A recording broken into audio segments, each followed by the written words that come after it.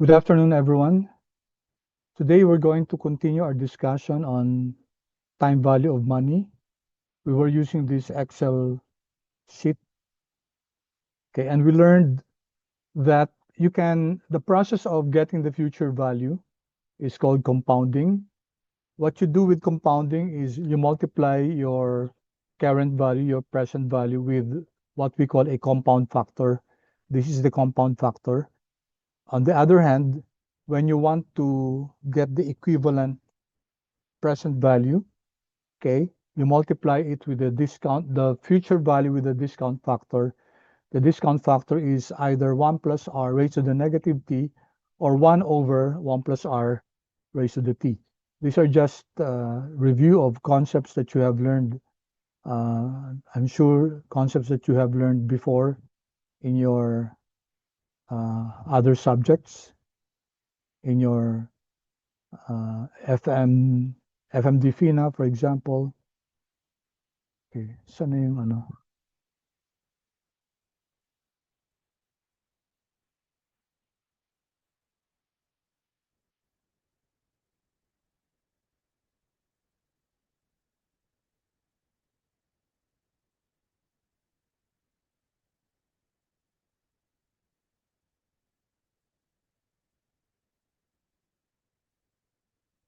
Ilang klase?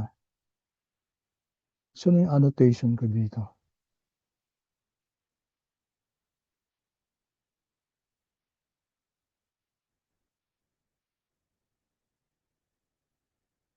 Okay. So last time, what we did was to, given that you have a value, a money worth 1 million today, and you're going to invest it in an instrument that earns 12%, how much will your money be after 20 years, assuming that the interest rate remains constant? So either you use the formula, okay, we used this formula last time.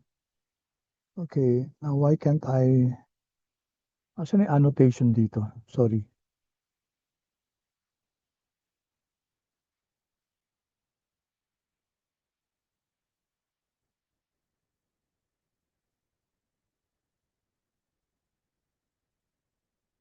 Hindi ko makita.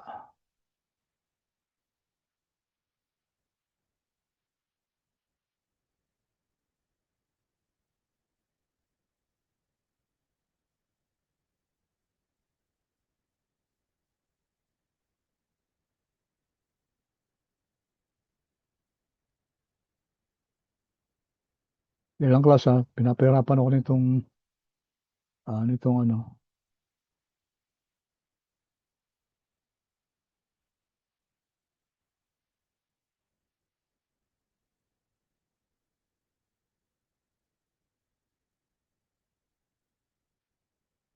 Saan na yung ano, yung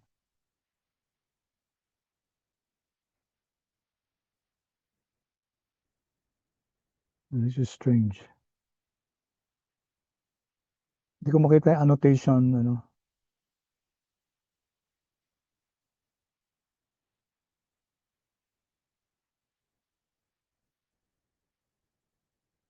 Anyway, okay. So what we did here, di ba nag-ano tayo, I need to use my digital, ano kasi.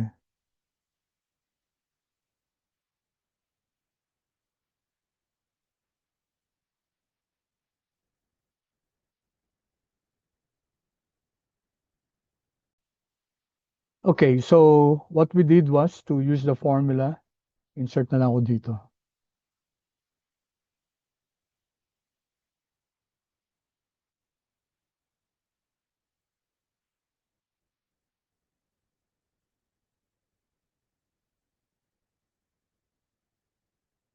Okay. So here we were looking for the future value, and we said that the future value is equal to your present value multiplied by your compound factor. Your compound factor is 1 plus r raised to the t. Okay, so if we're going to use the formula here,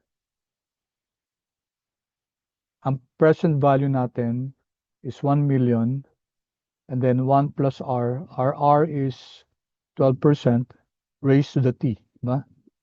Raised to the T. And last time, what we did was to make use of, ito mahirap pag ano eh, happening here, escape. Okay, so yung formula na ginamit natin last time, diba, we gave a name to the present value, which is value September 2025 times 1 plus, this is the rate, and then the number of years. You'll get the same answer if we use the built-in function ni Excel, which is FD. Okay, rate 12%, years is 20. Then here is, and this is PMT. We said that PMT stands for is annuity.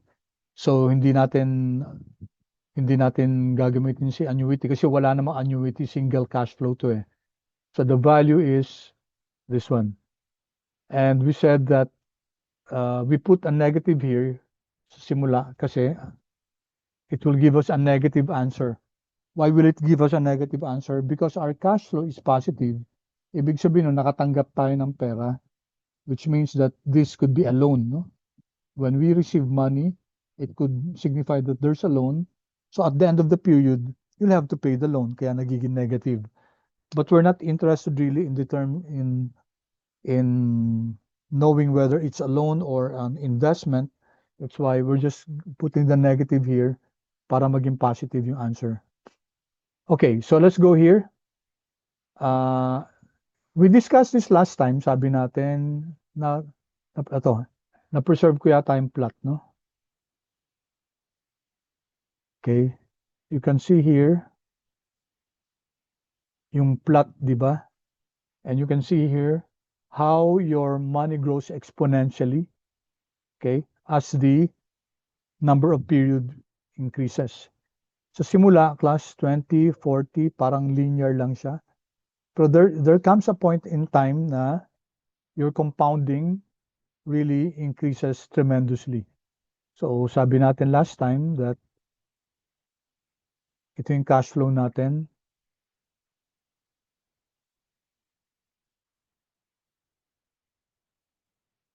Okay. Ito,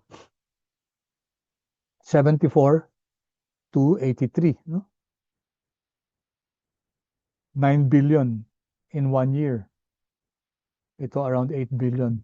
Initially, ang mga increases hindi naman ganun kalalaki, di ba? Ito 120 lang, no? Okay, as you increase the time, the period, ito the number of years, your money grows exponentially. So that's what happens because your formula is, okay, exponentiated yung formula natin, raised to the t. Okay, so let's go here. On the other hand, you have computing for the present value. So assume that your future value is 9646293. So we got it here.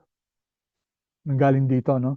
So if you're getting the present value of 9646 in 20 years, okay, rate is 12%, dapat 1 million din makukuha natin.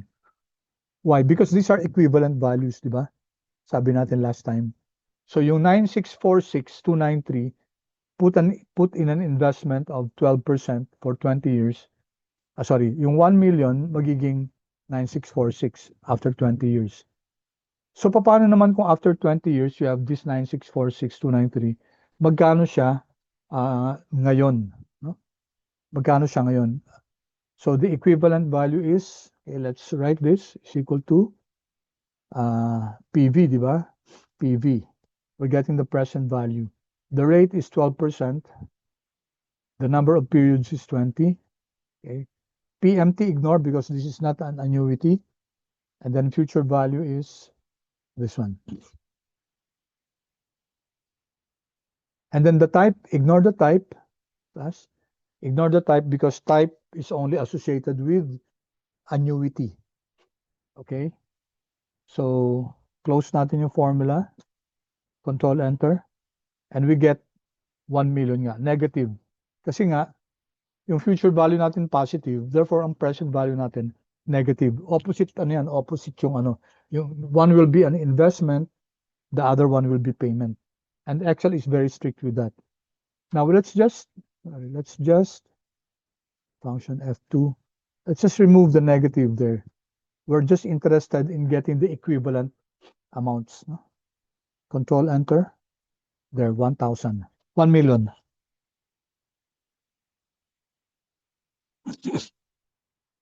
So that means that if you have a future cash flow of 9646293 and you place it in an investment of on term 20 years at 12%, yun na makukuha mo after 20 years. Magkano siya yung equivalent niya ngayon? The equivalent is 1 million. Okay? Which is correct. Kasi yung 9646 nanggaling yan sa 1 million. Okay, let me pause for a while and allow you to follow along. If you have any questions, feel free to ask.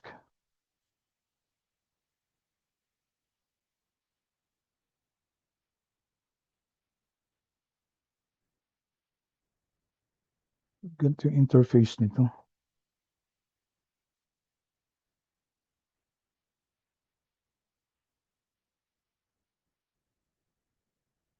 Okay.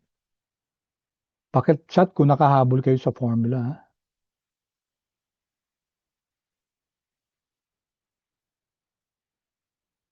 Hello po, sir. Hindi po ata ka naka-share screen. Ay, hindi ba? Kanina pa? Parang, yes po, sir. Ay, nako. Sorry, Sorry sorry. po, sir. Nako, sorry. Okay. So let me repeat what I said a while ago. Ito yung formula na create ko. No? Here. We're given the future value, 9646293. Reverse process lang to, nito, nasa taas. Last Monday, what we did was to compute for the future value given the present value. Okay, ito naman, given the future value, same terms, 20 years, 12%, how much is the present value? So the function to do that is PV. Ulitin ko. I wasn't showing the screen a while ago. PV. Okay? Ano yung rate natin? 12%, comma.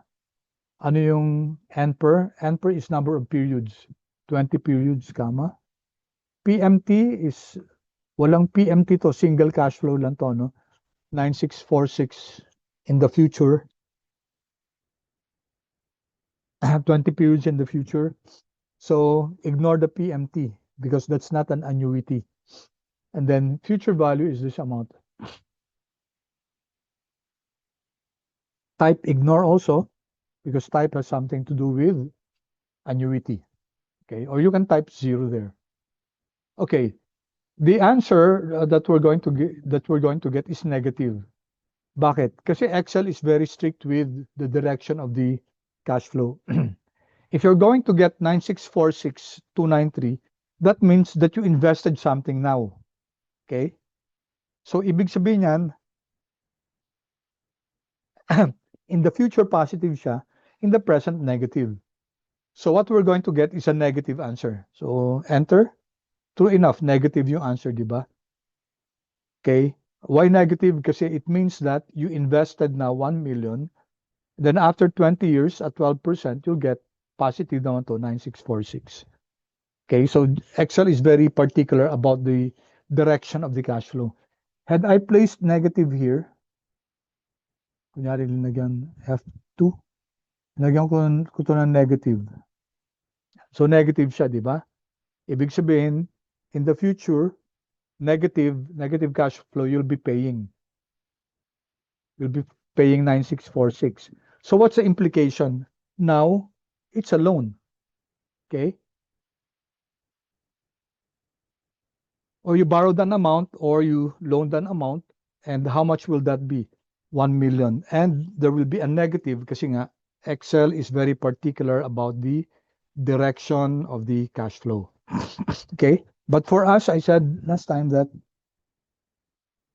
we're not looking into the nature of the transaction. We're just looking at the equivalent cash flows. So, sorry, I'm going to function F2. I'm going to put a negative sign here. Okay. So regardless of the direction of the cash flow or the transaction, what's important is that yung 9,646,293 after 20 years, no, earning 12% interest is equivalent to 1 million today. Okay? So I'll leave you to pakichat class kung nakuha nyo to. If you have any questions, please feel free to ask your questions now.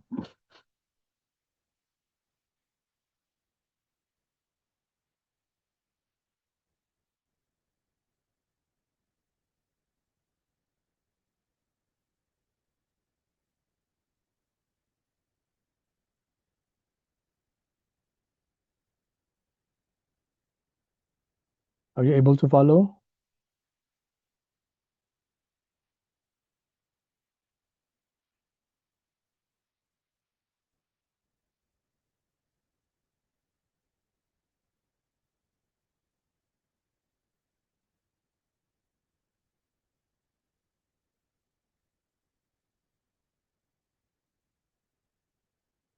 Pa-respond naman kung okay kayo so far or may questions.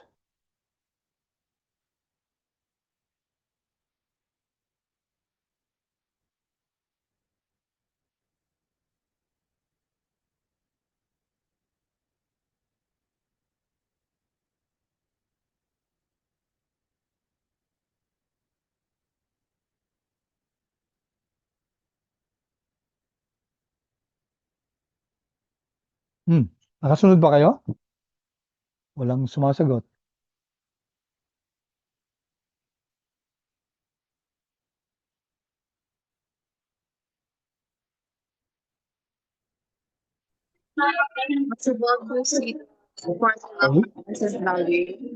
Ha? Hindi ko maintindihan.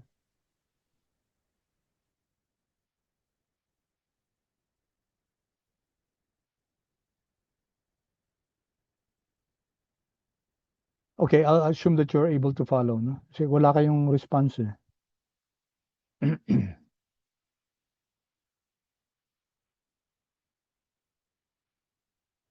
Okay, annuities class. Let's take a look at annuities. Ang annuities, okay, it's a uniform stream of cash flows. Now, I'm sure you have learned of this in your prior subjects. Basically, dalawang klaseng annuity, annuity ordinary and annuity due. Annuity ordinary starts at the end of the period. Okay, so kunyari nag-loan ka dito, tapos yung payment nyo, it will begin at the end of the period. So it begins at the end of the period. This is annuity ordinary. On the other hand, si annuity due, it begins at the beginning. Dito pa lang magsisimula na. So kunyari ito, payments to, no? Kunyari loan, tapos you're going to pay 2,000. Okay, or it can be, loan na lang, no? Annuity ordinary, okay, nag-loan ka dito, then you're going to pay 2,000 at the end of the period, no? So hindi ka kagad magbabayad. At the end of this beginning period, that's the time you will pay. On the other hand, pag annuity due, immediately magbabayad ka. It begins at the beginning. And notice there are, ito nga dito, no? There are tiglimang 2,000. 1, 2, 3, 4, 5. This one also, 1, 2, 3, 4, 5. Okay? Ang main difference is the timing. Okay? Both of these are the same. Ang difference niya, dito sa due, immediately. Dito sa ordinary, at the end of the period. Okay. So let's compute for the meron ako ata ako dito. Oops.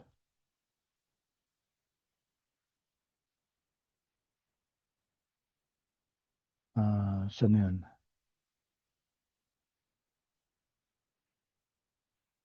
Here.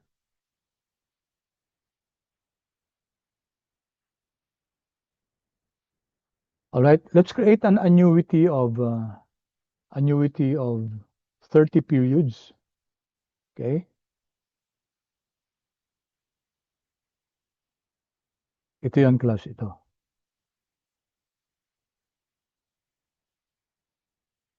We're going to compute for the present value of an annuity. Ang 30,000 at 10% for 30 periods. So let's plot that. Let's just make it 30, no? Para in thousands. Okay, here class. Ayan. So dalawang cash flows tayo. Yung una class is annuity ordinary. So pag ordinary, the payment will start at the end of the period. So dito magsisimula. So 30, no? In thousands na lang. 30 hanggang dun sa at the end. There. 30, 30, 30, 30, 30. Okay? Now we'd like to know how much is the present value of an annuity. Magkano siya ngayon? Itong annuity ordinary na to. Okay, there's a formula for that. No? Ito yung formula. I gave that to you. Okay, the present and the payment to, no? Here. The present value of an annuity is equal to the P is the annuity, times 1 minus 1 plus R raised to the negative n over R. Okay, so if we're going to do this as a formula in Excel, okay, as a formula in Excel, no? Annuity ordinary formula. So gawin natin yung formula, no? Is equal to, ano yung annuity natin? 30,000. And then, times, parenthesis natin, no? Ito. 1 minus quantity, 1 minus. Yung R natin is 10%. 1 plus. 1 minus 1 plus the rate, okay, raised to the shift, no? Shift 6, negative n. Negative n, no? Right? And then, close natin to, divided by R. Okay, so that's the present value class. P is the annuity times for the numerator 1 minus quantity 1 plus R raised to the negative n, then denominator over R. So what are you getting, class?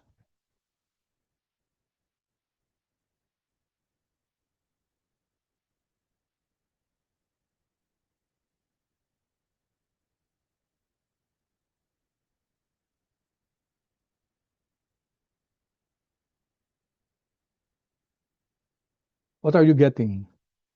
282, okay. Thank you, Mariana. How about Chris? May nakuha kang answer? 282,807. How about Chris?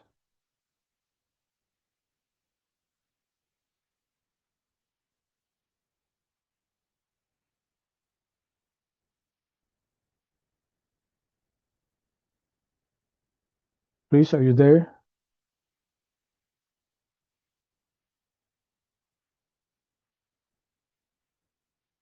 Okay, baka nawala si Chris. Control Enter.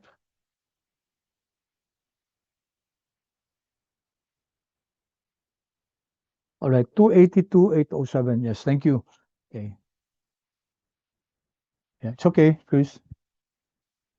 So 280, 2807, no? So correct, no? Based on the formula. Okay, i-plot natin, tingnan natin class. Let's just take a look at this. Tingnan natin kung what's really happening there. So ito na yung cash flow natin, no? This is called your timeline. Okay, this is the period. Okay. And then these are your cash flows. So we're interested in getting the present values of all of these cash flows. Now what we can do is, okay, we can get the present value of all of this individually, no? Isa-isa, using either the formula or the Excel function. So sige, tingnan natin. Using the formula, diba? The formula is, this is equal to, ano yung formula natin? The present value is equal to the future value times 1 plus r raised to the, ito, di ba? Future value times 1 plus r raised to the negative t. So let's do that. Ang present value natin, itong cash flow na to. No? And then times quantity 1 plus, R is, R natin is 10%. No? Ito. Saan ba yun? Here. 10%. And we can fix this.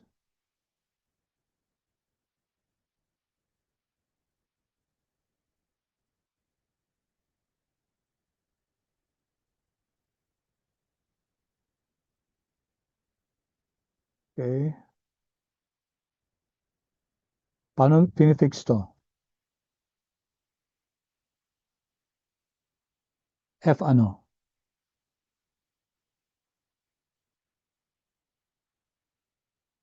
Anong pipindutin to fix? Yung gagawing dollar.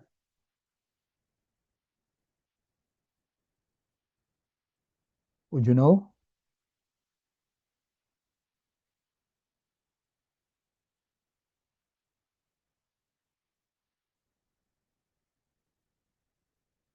Or sabi natin last time, to make it simpler, ilagyan natin dito ng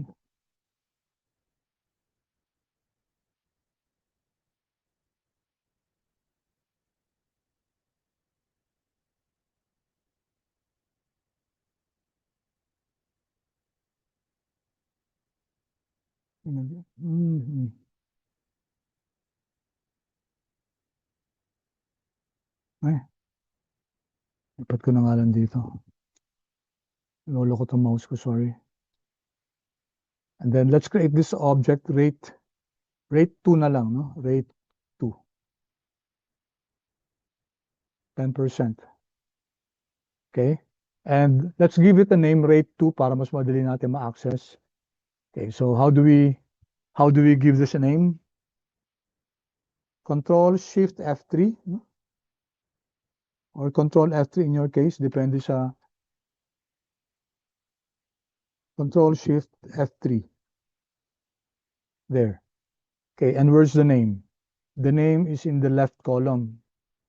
So we're going to give 10% a name. We're going to call it rate 2. Okay, let's check. The selection isn't valid. Bakit? Okay, ulitin nga. Ito, Control Shift F3. Yan, left column. Yan, tama. Okay. Yan. So if you check here, rate 2, meron na tayo. Click. Yan, rate 2 is 10%. So we can make use of rate 2.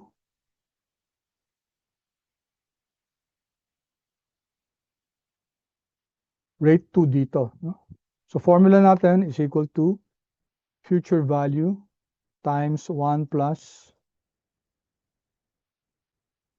we can type R, A, T, and so may rate, yung rate 2 ang kailangan natin there. Diba? Rate 2. When you use rate 2, pag kinapin nyo yan to the right, to anywhere, naka-fix yan. And then, caret, negative T. So negative here, negative 1. Control Enter. Okay, so the equivalent value, I'll just make it 1 decimal place lang. The equivalent value of 31 years from now, the equivalent value today is 27.3. And then we can copy this to the right, hanggang dulo. No? There, you notice that as we go further from the current date, lumiliit na yung present value. And if we can sum up, no? Sum up natin lahat, no? Is equal to sum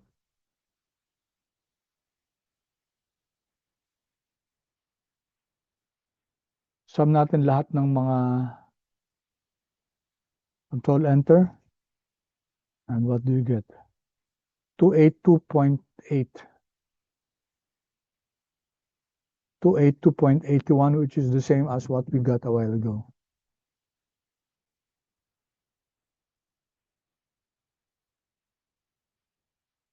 And 282.81, 807, rounded off.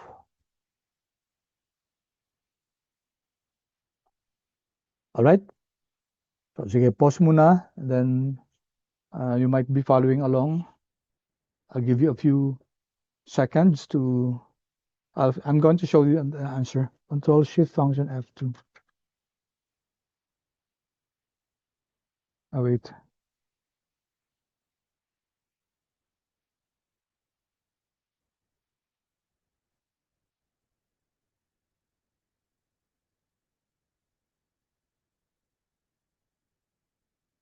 Lolo ko yung mouse ko. Hmm?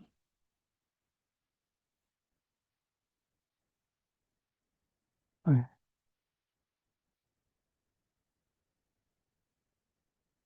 All right.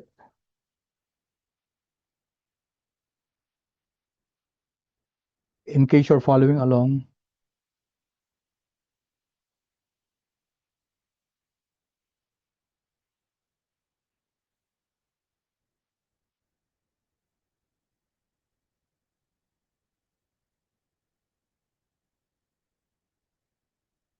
and I'll show you the formula.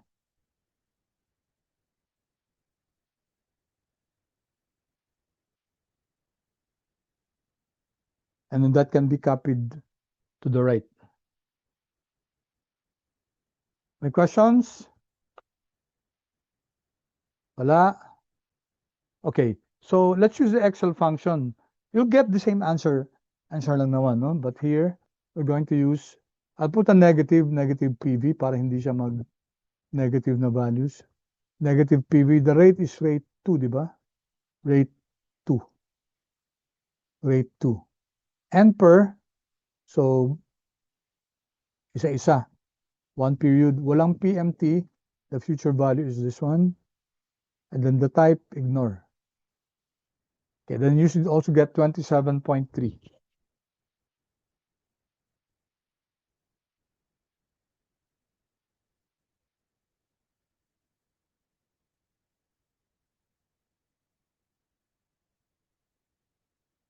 Yeah. Tanggalin ko lang yung format. Copy ko yung format nito. Kasi naka-dollar to. Okay? And then copy this to the right. Parehong-pareho. No? Exactly the same using the formula PV to get the present value. And of course, since parehong-pareho sila, if I get also the sum ng lahat ng yan is 28.81. Okay, so that's annuity ordinary. No? Annuity ordinary happens at the end of the period. On the other hand, annuity due, immediately class, yung 30. Immediately. Kung 30-year period, hanggang 29 lang yan. No?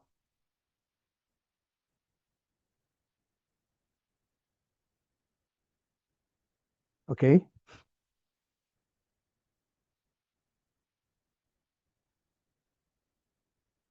Okay, and then we get yung by formula, pareho lang to. Yung formula is equal to, diba? FV times 1 plus yung rate 2 raised to the negative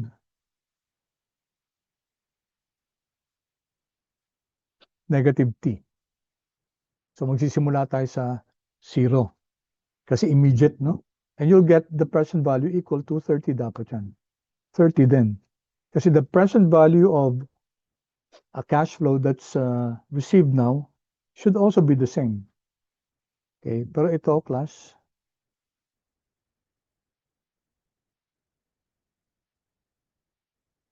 also natin decimal place. Okay. If you take a look, class, pareho yung mga cash flows na dito, no? So 27.3, 24.8, 22.5. Parehong-pareho yan kasi pareho naman yung time frame nila. Okay? And then, so if we get the sum, ito ko nalalagay, sum, total ng present value ng annuity due,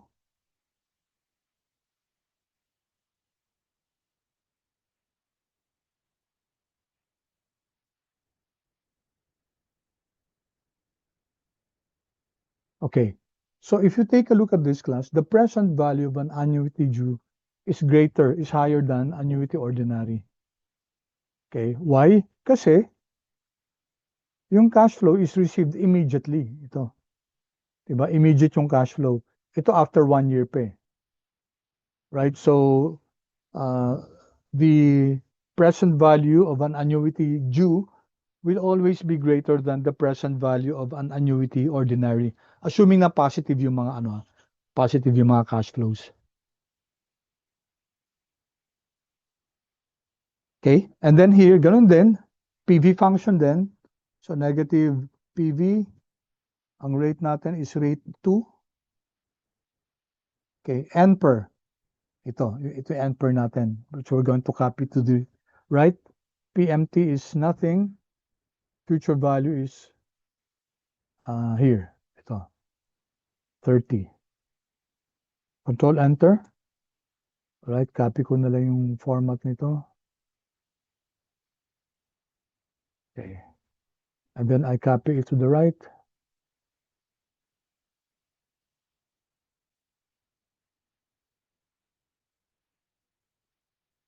Okay, so same din yung mga present values sila, yung same na time periods. And then if I add, okay, 311 point, and then if I increase a decimal place here, 311,088 something, no? Okay, so pareho siya, class, no? Whether you use the formula or you use the Excel function, then pareho lang siya. And it's higher than the present value ng annuity ordinary versus annuity due. Okay, let me pause for a while and allow you to catch up.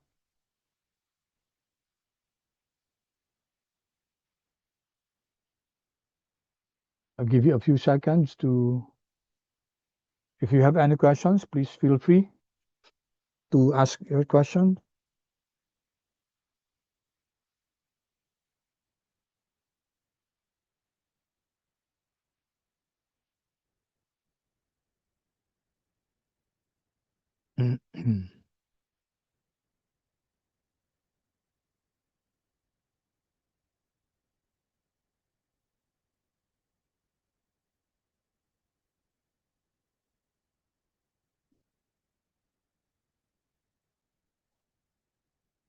Okay, so I hope you're following along. So let's continue. Okay, so this one, we got the present value, of an annuity. When there's no mention of what type of annuity it is, okay, kunyari sinabi lang annuity na 30,000. The assumption is always, this is an annuity ordinary. Okay, annuity ordinary siya. So if we get the formula kay Excel is equal to negative, we're getting the PV. No? Our rate is 10%. Okay. Ito yung rate 2 natin, di ba? Rate is at 10%, comma. Our number of periods is 30. Okay. Now, ito na lalabas class yung annuity, PMT. So it's 30,000 every year. Okay. Comma. Walang future value. Isang cash flow lang tinitingnan natin dito, yung annuity, no? The 30,000. Then comma. Now take a look at this. 0 if it's at end of the period. So pag end of the period class, annuity ordinary yan. Or 1 if it's the beginning of the period. So this is annuity due. If we're looking for annuity, if we're doing annuity ordinary, you can either type 0 here, kasi end of the period, di ba? Ang annuity ordinary is end of the period. Or you can ignore. Pwede mo i-ignore yan. Kasi pag in-ignore mo yan, 0 yan. And then ignore this also, pwedeng ganyan lang. No? Pwedeng yan yung function natin. Okay? Or, di ba sabi natin, pag comma, future value yan eh. Pwede mo lagyan ng 0 kasi wala namang future value dun sa cash flow natin. When I say walang future value, walang 30,000, 30,000, etc. up to 30 years. And then at the end, meron pang lump sum na isa pang cash flow. That's what I meant, no? Or in other years, may cash flow pa na pumapasok. Okay, ito 30,000 lang all throughout. Okay, so 0, or ignore that. And then, okay, end of the period. Okay, you can type 0, or you can ignore that, no? Just leave it as is. Pwedeng ganyan. Okay? Kasi 0 means end of the period. Okay, let me leave it that way. Control Enter. So it's 282,807, which is exactly what we got here. Ito, dagdagan ko lang ng ano. Kasi ginawa natin thousands to, no? 282,807.43, which is exactly this one. Yan. Okay, 30,000 kasi ginamit natin dito. Dun sa kaninang timeline, 30 lang in thousands. If it's an annuity due class, this is the difference. Negative PV. Rate is rate 2, yung 10% natin, comma, PMT. Ito din, 30,000. Comma, no future value. Pero yung type class, okay, sorry, ano yun? Rate, tapos n per number of periods is, nakulangan ako. 30, comma, PMT is 30,000, comma, future value is nothing, and then here, kailangan 1 yan. Okay, it should be 1 class because we're asked for PV if annuity due. No? So dapat 1 to. Ibig sabihin, beginning, the cash flow starts at the beginning of the period. Control Enter, and true enough, 311,088, which is the same as this one. 311,088. So that's annuity ordinary. Okay, I'll give you a few seconds. I-compute nyo nga yung given an annuity of 30,000. Rate 2 din to yung 10%. Okay. Again, 30 years. What would be the future value if this is annuity, future value if annuity ordinary?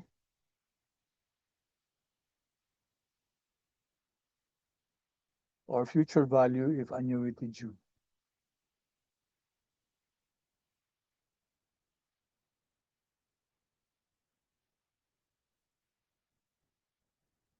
Okay, ganun din to, no? This time, future value hinahanap, FV tayo. So this is equal to negative FV. But again, why am I using negative class? Kasi positive yung cash flow natin dito eh. So ang answer na ibibigay nito negative because of the direction of the cash flow. Hindi naman pwedeng parehong positive. No? One has to be going out and the other one should be going in or vice versa. Again, the rate, let's use rate 2. Yung kanina. Comma. N per is 30 once again. Comma. PMT is 30,000. Comma. Present value wala. Comma. Ordinary is end of the period, so 0. Okay, so control enter. 4934 million. No? 4934 million. Okay. How about if it's annuity due? Then this will be bigger. No? This will be bigger. So this is equal to negative FV. Rate is rate 2, comma. N per is 30, comma. PMT is 30,000, comma. Type is 1. Annuity due.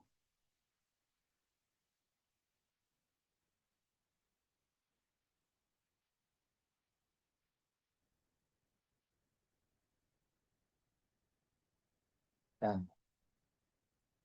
So pareho lang ande, no? Mas malaki class, no? Mas malaki yung annuity, yung future value ng annuity due. 4934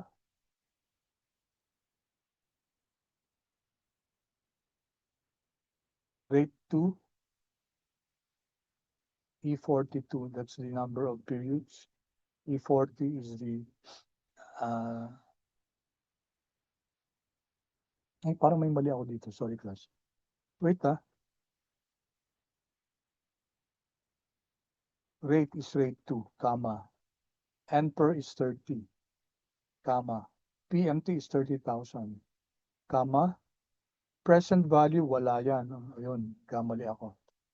Okay? Kasi kanina, isang comma lang, ibig sabihin may present value pa na isa. And then, it's also annuity ordinary kasi hindi ako naglagay ng 1 sa dulo. Okay, that's why I'm surprised. Bakit konti lang difference? The difference should be bigger. Okay, sorry. Nag-double yung ano ko. Parenthesis, control enter. Yun, there you go. Malaki, no? 5.4 million, ito 4.9 million.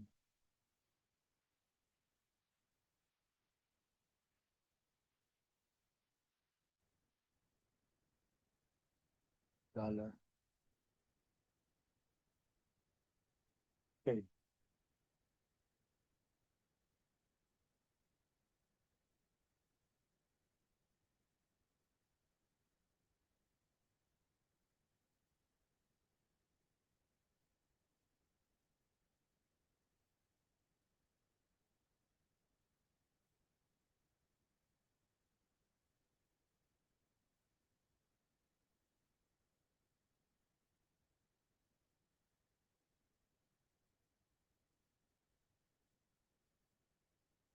To show you the formula class. Okay. Yan. Difference sila annuity, ordinary, at saka annuity due. Okay. Class, nahihirapan ako kasi hindi ko alam kung nakakasunod kayo eh. Wala akong nakukuhang feedback from you. I don't want this to be parang go lang ako ng go tapos hindi kayo nakakasunod. It will be a waste of time. So, next time talagang pag nag-meet ulit tayo next time, dapat meron tayong means of communicating, means of for you to give feedback, no? Kasi hindi ko lang alam class, I feel like I feel like I might be kasi baka na-disconnect na kayo tapos o kaya hindi nahihirapan kayo sa pag-connect because of the weather. So next time, let's make sure that we're able to really communicate. Okay? So paki-chat nga class kung nahihirapan kayo makasunod, no? Or may issues kayo sa Wi-Fi na hindi kayo nakakasunod. Okay, thank you, Mariana. Chris, ikaw, kamusta? Nagkaka-issues ka ba sa internet mo ngayon? Bit difficult. Okay, si Chris nagkaka-ano na. So, okay, so, tuloy ko lang, no? Kung siguro maybe we can cut this at mga 2 o'clock, no? Hanggang doon na muna tayo because of the issue sa ano ni Chris. Okay, let's take a look at this class. So you can see here that the future present value of an annuity due will be bigger. Okay. Obviously, class kasi sa cash flow niya, di ba? Ito yung annuity ordinary, di ba? Immediately yung 30. Di ba?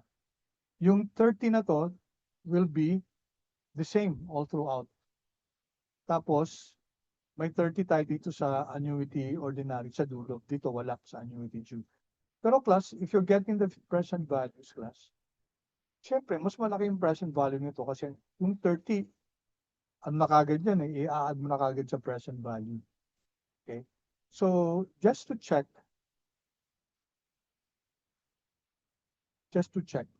ano ba yung mga present value ni ano? Say present value, ordinary, tsaka ni due. Ang present value ni ordinary is ito. I'll copy this. Link natin dito. It's equal to this one. It's 282. It's the present value ordinary. Hindi naman na-copy. This is equal to 282. Right. And then this is equal to 311. Okay. So you can see here that ordinary, the present value of annuity ordinary will be less than the present value of annuity due. Since we have the present value already, we can get the future value of this. Diba? So parehong 30 years lang din naman yung ano, yung tinitingnan natin dito na period. So let's get the future value of this. It should be the same as this one class.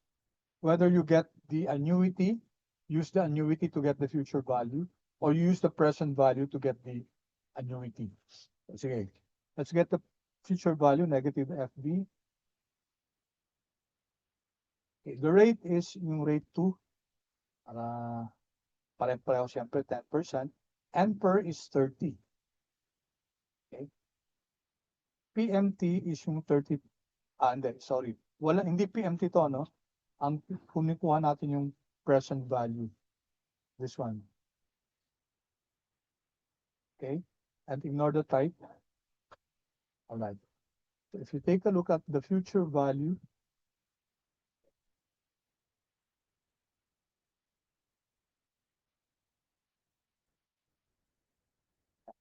in yung class, the future value of 282,807 is 4,934,820. Exactly the same as this one. Okay. Ito naman class, is equal to negative FB. Again, rate 2, comma, N per is 30, comma, PMT, ignore.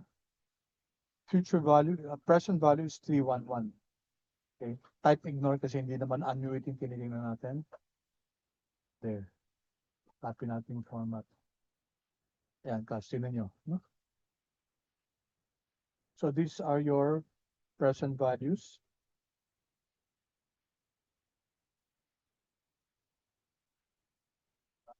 These are your future values. And this, yung annuity natin,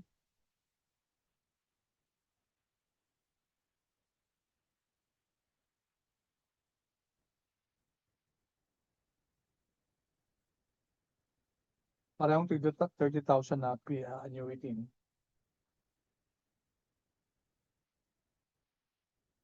Pero ito class, ordinary to ito, June. Okay, so what am I saying class?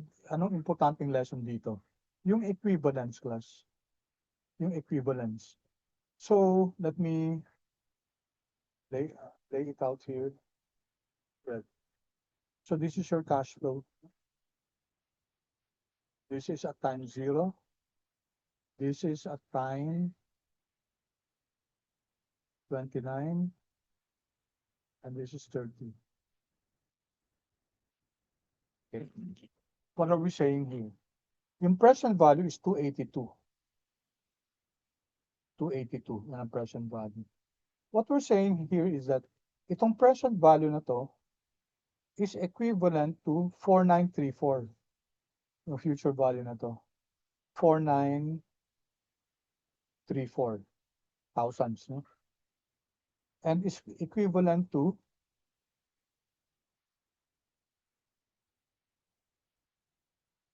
30,000 na 30,000 plus. 30 of 30,000. Beginning the end of the period or beginning year one. Okay? So what I'm trying to say here, class, is this one, the present value is equivalent to the future value of 4934. Okay? And is equivalent to an ordinary annuity of 10,000 for 30 years. So if you were to be asked, no, what's greater? Which is a higher value? Yung 282 ngayon, okay? Or 4934 after 30 years? Or 30,000 each for the next 30 years? Assuming that the rate is uniform at 10%. So ang tanong, sino mas maganda? Which is the better cash flow? Is it getting that value now to 82, 807? Or getting it after 30 years? Or getting it regularly, 30,000, beginning next period, beginning the end of this period? The answer, class, is what? Sino mas maganda? The answer is we are indifferent. Ano ibig sabihin ng indifferent? It doesn't matter what you choose, class, kasi theoretically, they will be the same. No? Yung present value na 282, 807 is just the same as the future value of 4934820, 30 years na at 10%. They're just the same at 30,000 every year for the next 30 years at 10%. Okay, they're all the same. So indifferent tayo dyan, class. Okay, so I wanted to of course, discounting any other reasons, personal reasons, or some reasons that might sway you to believe that 282 is better. It's better to get this money now. And if you're talking of emergency, siyempre, emergency, anong gusto mo? 282 ngayon o 4934 after 30 years? Eh, dito na ako sa 282 ngayon kasi kailangan ko na yung pera ngayon, di ba? Emergency. So that's what I meant by factors that are let's say outside the scope of yung mga factors na minention natin dito. Okay? All right. So okay, let's continue.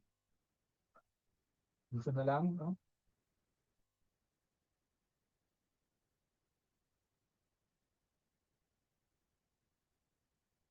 Okay. Ito, class, sinusolve si annuity. Solving for annuity. So we're given either, so isa lang gagamitin natin dyan, no? Either a present value of 282, okay, or a future value of 4934. So ang sinasabi nito, class, is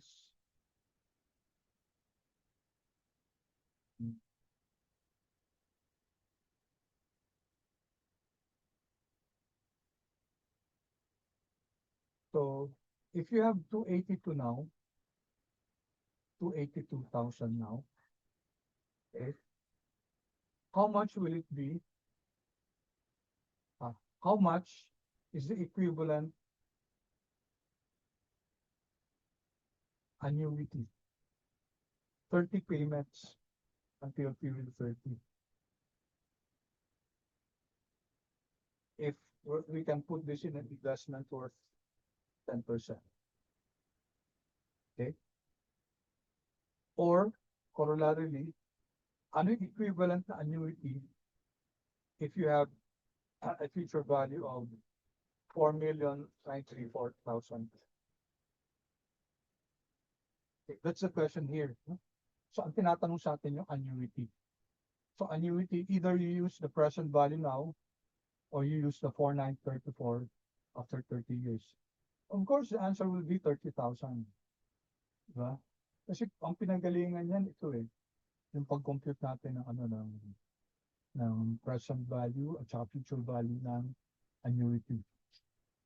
Okay, so let's just do that. So annual payment, pag annual payment na class is equal to PMT na yan. I'm going to put negative here, PMT. Okay, para hindi mag-negative yung answer mamaya. So PMT. So because you're computing for the annuity. So we have rate 2, comma, N per is 30. Rate 2 is 10%, diba? PV, what's PV? Let's use PV, this one. Okay, PV. Now, pag binigay ko na yung PV, hindi ko na ibibigay yung, yung future value kasi otherwise, magiging parang dalawa yung cash flow mo. Okay, remember equivalence to, no? Ang kinukuha natin, what's the equivalent value of 282,807 now in terms of annuity of 30 periods? Okay, if you still include FB, parang magiging dalawa na yung cash flow mo. Okay, type, okay, ignore FB kasi present value yung ginamit natin, and then 0. Annuity due, no? We're looking at annuity due, okay? Control enter. See, 30,000. 30,000 siya. Tama. Or if you use the future value here, so magiging negative PMT then, our rate is, we'll use the rate 2, which is 10%, comma, N per is also 30, comma, okay, PV, hindi natin gagamitin si PV, ang gagamitin natin si FB.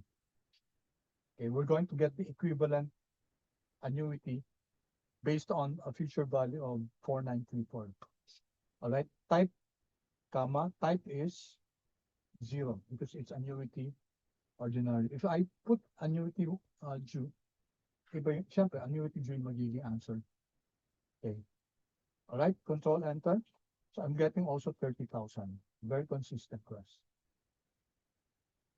Very consistent siya. Okay, so let's just finish this two. Then we'll call it a day. We'll discuss this next meeting. So tatapusin natin tong by next meeting, tapos natin tong FVPV. Pupunta tayo ngayon sa amortization. And then we go to the next topics. Right, time value of money is the first. Hindi ko pa pala napapost yung syllabus, I'm sorry. Post ko ASAP. Okay, so let's compute for this. Ang sinusolve naman dito, yung N, how many periods?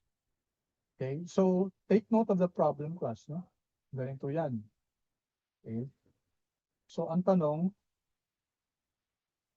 meron ka raw 282 dito na present value. Tapos, pwedeng yung annuity natin na 30,000. Okay. So ang tanong, let's say parang pension to, no? Nag-invest ka ngayon ng 282,000. How many years will you receive a pension of 30,000? Okay? Assuming the rate is 10%. Bali, ito yung in-invest mo ngayon. In how many years, class, will you be receiving 30,000? It will be for the next how many years? Okay? If the investment rate is 10%. Sige nga, I'll ask you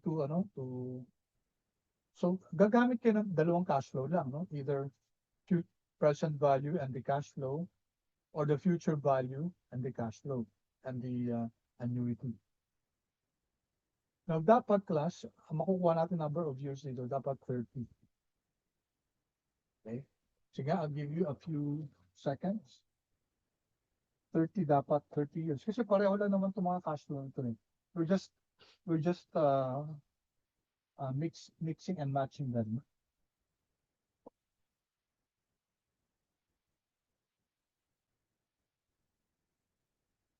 And if you can, class, if you can respond kung ilan yung nakuha nyo para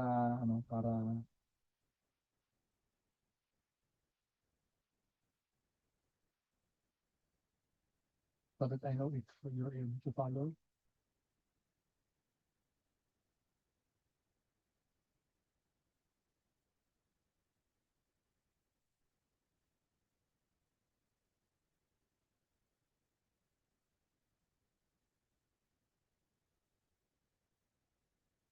Maka-answer kayo kahit class, kahit anong answer nyo na makuha.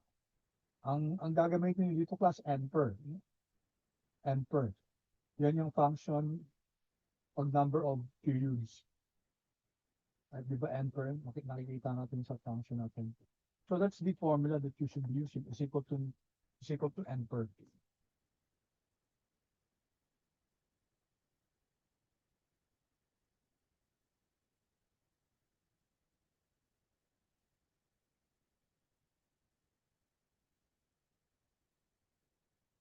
Are you getting an answer?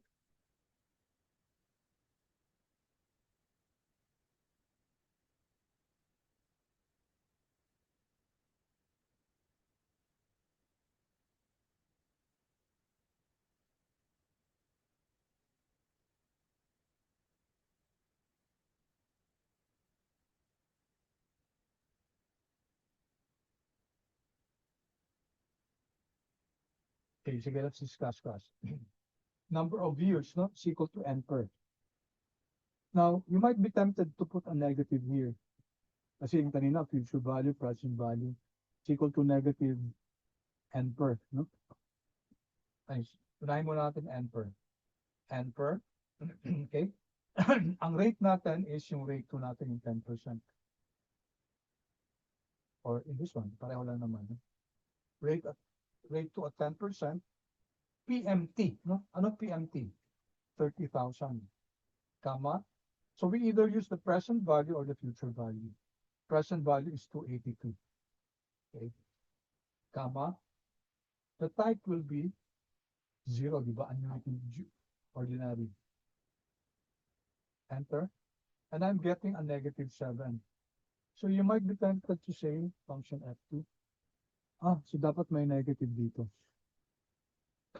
Yan. So 7. Okay, which is wrong class. Kasi sinolve na natin problem to eh. And lumalabas ang answer 30. Okay? So ang mali dito class is again yung direction ng cash flows. So tanggalin natin yung negative enter kasi you don't put, ang pwede mo nilagyan ng negative class yung mga cash flows. FV, PV, PMT. Pero yung enter, hindi pa pwede kasi time yan eh. Walang negative na time. Alright. Let's redo this. Back up. Rate is rate 2, di ba? Comma. PMT is 30,000. Comma. PV. Okay. Now, kung si PMT annuity positive, dapat si present value dapat negative. Diba? Kasi hindi nga pa pwedeng parehong positive yung cash flows kasi Excel is very strict with the direction of the cash flow. So doon nagkamali class, no? PV should be negative or pwedeng negative si PMT pero si PV dapat positive. So ignore the FB and then 0 is for end of the period. Control enter. There you go, 30 years. Okay? Or if you use the FB naman, ganun din. Enter. Okay, rate is rate 2, comma. PMT. Gawin ko naman negative si PMT. Negative PMT, comma. Let's use future value. Future value, positive naman siya. Dapat one of them has to be negative kasi Excel takes into consideration the direction of the cash flow. Sabi nga natin, hindi pa pwedeng parehong positive yan kasi wala namang investment na lagi ka nila makakuha. Kailangan may outflow. Inflow, outflow dapat pareho. Meron. and then 0. There you go. Control enter. There, 30 then plus. 30 then. Okay? And then lastly, ganun din to, no? Same problem, annual rate. So pag annual rate plus, rate ang ginagamit natin. Rate. N per 30.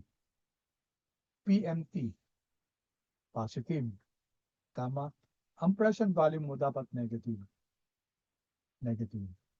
So here I'm using PMT and PV. So hindi ko na gagamitin si FB kasi magkakaroon tayo ng double cash flow niyan. Type is 0. Annuity due. Okay, control enter. There you go, 10%. Okay. Or we can use yung, ang ginamit natin dito, CPV. Pwede naman natin gamitin si FD. Okay, is equal to rate N per 30, comma, PMT. Gawin natin tong negative. Tapos PV, si FD gawin natin positive. Type is 0. Control enter. 10%. Okay? Alright. So let's stop here. So next meeting, class, dito na tayo sa NPV, okay, computing for cash flows that are not constant, at saka yung mga non-annual compounding. We'll discuss this next meeting. And that means okay na tayo dito sa basics ng time value of money from which we'll proceed to an amortization. Okay? Let me... Any questions?